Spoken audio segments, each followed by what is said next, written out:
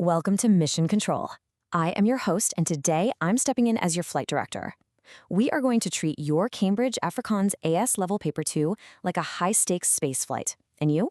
Well, you are the pilot in command.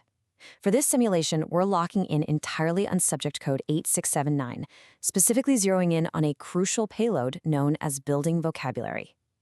Okay, let's set the scene. Imagine you're sitting right here in Mission Control.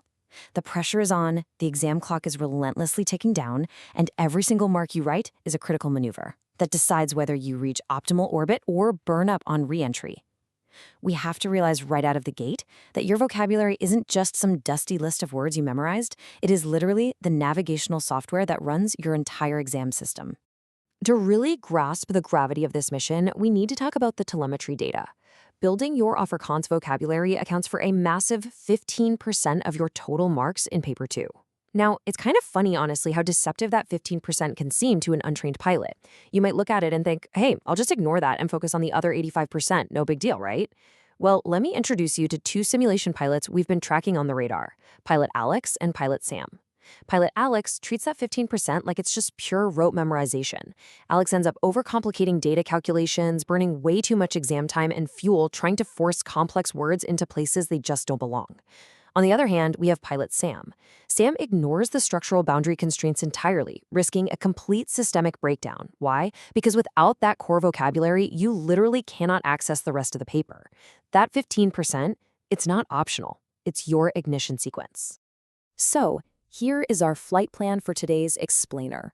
We'll initiate with the 15% mission, transition into telemetry and technical methodology, scan for avoiding critical exam debris, and finally, lock in on mastering the final touchdown. Initiating Phase 1. Let's establish the foundational flight principles required to master this 15% payload. Cambridge requires you to absolutely master 4 specific cognitive domains. You have to prove that you have a connected, conceptual understanding that can be transferred to completely unfamiliar contexts. Let's look back at Pilot Alex in our simulation for a second. Alex has vast knowledge and understanding. Alex practically memorized the entire dictionary. But the second Alex's system is faced with a totally unfamiliar text, it just crashes. Why does that happen? Because Alex lacks the analysis and evaluation thrusters.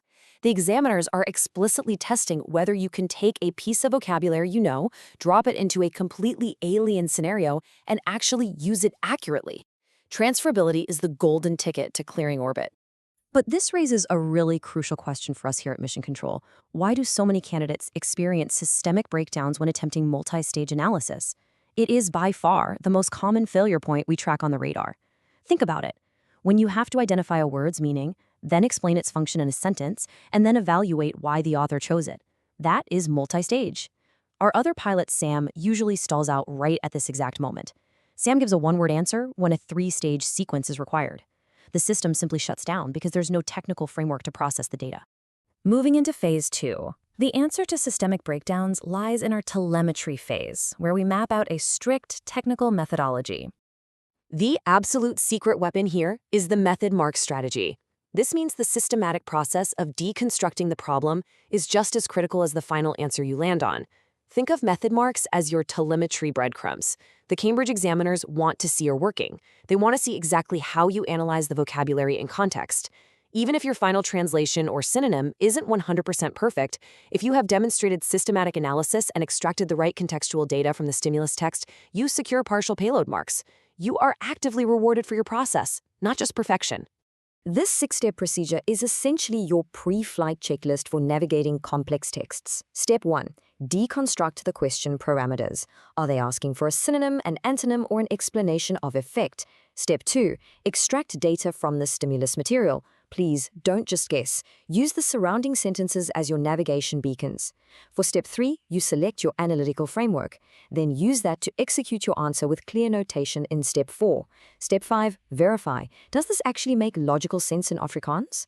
And finally, Step 6, present your findings with the correct terminology. Phase 3, avoiding critical exam debris. Now, flight director pausing the simulation for just a second. Before we fire the secondary boosters to secure maximum marks, you need to optimize your flight path. Hit pause, subscribe to Ace the Exams at Ace the Exams right now, and turn on all notifications. Seriously, lock it in. Okay, simulation resuming. Let's navigate this debris field. We are picking up a massive warning directly from the principal examiner reports. They are emphasizing that generic answers are the absolute fastest way to lose altitude. The examiners are literally giving us the black box data from thousands of crashed exams. Generic answers not specific to the question context. We see crews encounter this critical roadblock mid-paragraph all the time, right where their evidence links fail. So I am overriding the console here. We are injecting the Peel structural template to save your trajectory. Point, evidence, explanation, link. If a word means bright generally, but in the text it describes a highly intelligent person, writing shining is a critical system failure. You must use the Peel template to link your vocabulary definition to the exact scenario on your dashboard. Let's break down the top 3 fatal errors on the radar.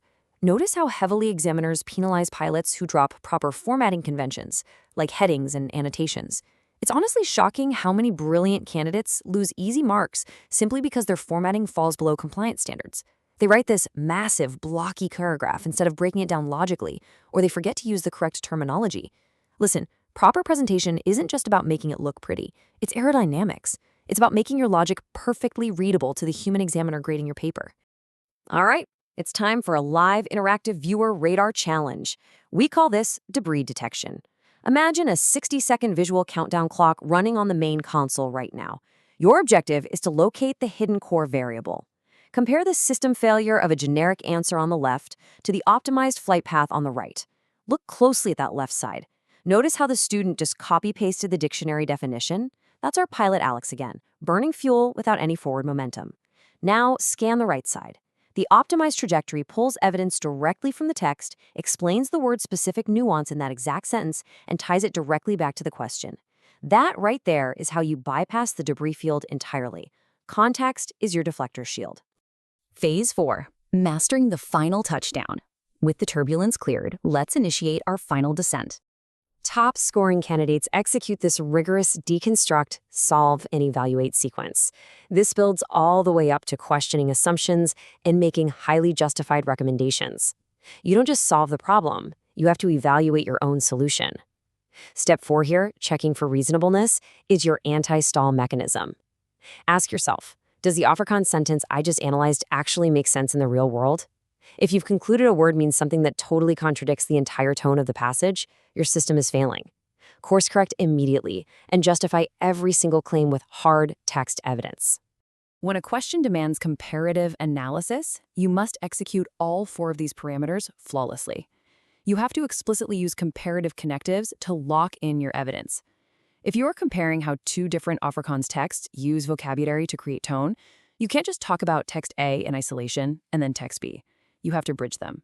You must use words like in teenstelling met, meaning in contrast to, or gelijk soortig aan, meaning similar to.